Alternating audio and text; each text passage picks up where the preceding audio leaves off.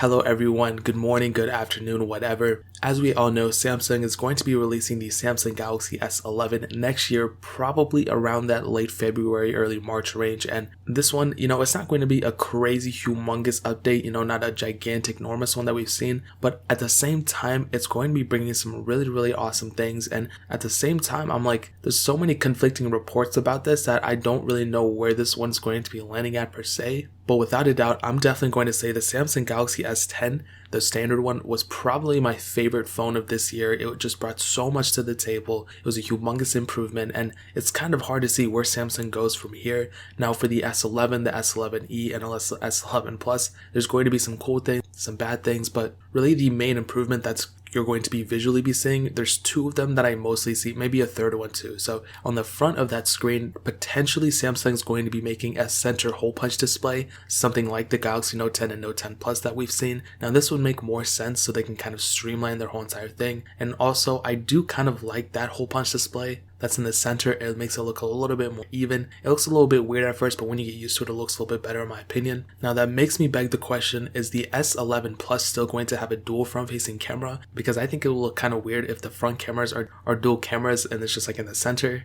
I think that would look kind of weird. I mean, maybe they'll put it in, maybe they won't. But I think a center hole punch display just for one camera would look a little bit better. But that's kind of looking into the more details. But most probably those camera holes will be in the center. A sad thing though is that kind of like with the Note 10 and Note 10 Plus, Samsung might actually remove the headphone jack for the S11. They kept it with the S10 and all those ones before that, but they could potentially remove it for this phone. It's still going to have that USB Type-C port, so not all hope is lost, but at the same time it makes sense because they want to sell more Galaxy Buds, and most likely this would make a reason for people to go and upgrade and buy those things, so that's kind of one thing to keep in mind as well. Now this is one rumor that I honestly don't know where this lands at. I honestly like this rumor, but I also don't like it at the same time. Now there's potentially 3 different screen sizes, okay? There's going to be a 6.4 inch screen, a 6.7 inch screen for the S11, and then a 6.9 inch screen for the S11 Plus. The S11e will be the 6.4 inch screen. But I'm thinking it's probably going to be smaller than that. It honestly would not make any sense for Samsung to be pushing the screen size that big.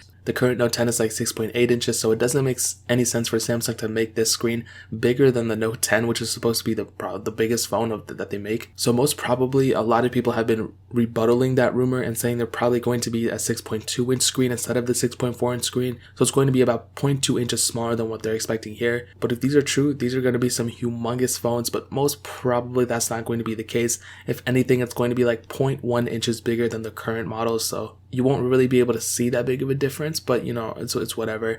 But me personally, I think the sizes of the first phones were really, really nice. If anything, with the S11e, they could probably trim down the bezels a little bit more. The S10e had some noticeable bezel around it, so that's really the main way they can go from there. But even with the S10 and S10 Plus, those still had a little bit of bezel on the top and bottom that they can actually remove. So if they really want to move things around, they could actually push those bezels up all the way to the top, something like the OnePlus 7 Pro and OnePlus 7T Pro. If they push those to the sides, like you could get about like another 0.1, 0.2 inches, I think, from it. Now, I don't know anything about developing phones or anything, so I could be totally wrong, but there's still a little bit of wiggle room there, so that kind of covers it up in terms of the outside. Now, probably this is going to be the case in terms of the RAM that these phones are going to be bringing. The S11e will have probably 6 gigabytes of RAM for the base model. The S11 will have 8 gigabytes of RAM for the base model, and the S11 Plus will probably have 12 gigabytes of RAM on all models. Now, there could potentially be a model that has more RAM than that, but I think for the base model, that's probably where we're going to be sitting at.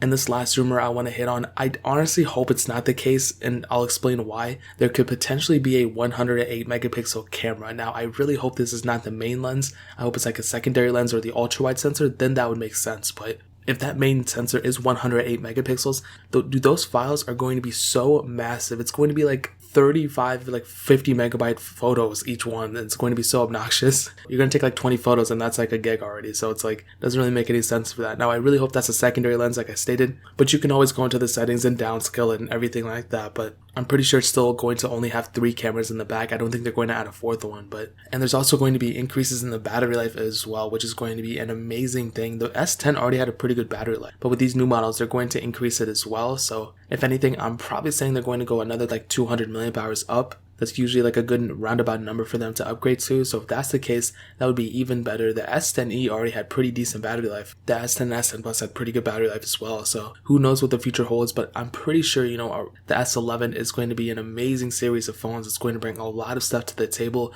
It's not going to be as big of an upgrade as we saw coming from the S9 to the S10, but to the S10 to the S11, it's going to be a pretty big upgrade too, in my opinion. So that pretty much covers that. If you guys have any other questions or anything, leave it down in the comment section below. Hit that like button, that would mean so much, but definitely hit that subscribe button. Every single subscriber that we get really does count, so it would mean so much if you guys could hit that. Also, check out the other links down in the description as well. My Twitter, my Instagram, my second channel. All those links are linked down below. I'd really appreciate if you guys could check it out. But more importantly than everything else, to love every single one of you guys. Hopefully I'll catch you in the next video. Peace out till then.